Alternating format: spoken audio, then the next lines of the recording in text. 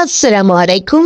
আজকে প্রবাস তথ্য সেন্টার প্রবাসীদের কথা বলে প্রবাসীদের সাথে চলে।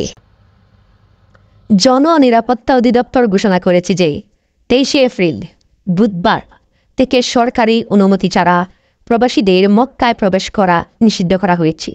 অধিদপ্তর জানিয়েছে যে যেসব বাসিন্দার কাছে নিম্নলিখিত নথিপত্রের মধ্যে একটি থাকবে তাদের এই নিষেধাজ্ঞা থেকে অব্যাহতি দেওয়া হবে।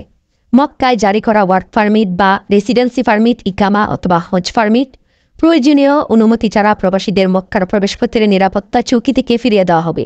এই নিয়ম কার্যকর করার লক্ষ্যে হলো হজ মৌসুমে মক্কায় প্রবেশাধিকার নিয়ন্ত্রণ করা এবং হজযাত্রীদের জন্য বাধাহীন চলাচল এবং নিরাপত্তা নিশ্চিত করা।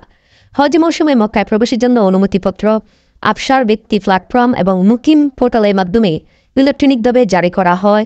হজযাত্রীদের জন্য ইউনিফাইড ডিজিটাল প্ল্যাটফর্ম তাসরি এর সাথে সমন্বয় করে। স্বরাষ্ট্র মন্ত্রণালয় আবারও সতর্ক করেছে যে আগামী মঙ্গলবার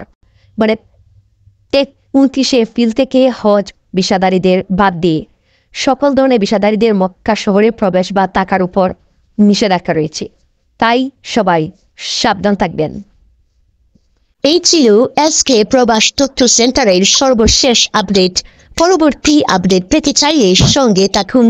ধন্যবাদ।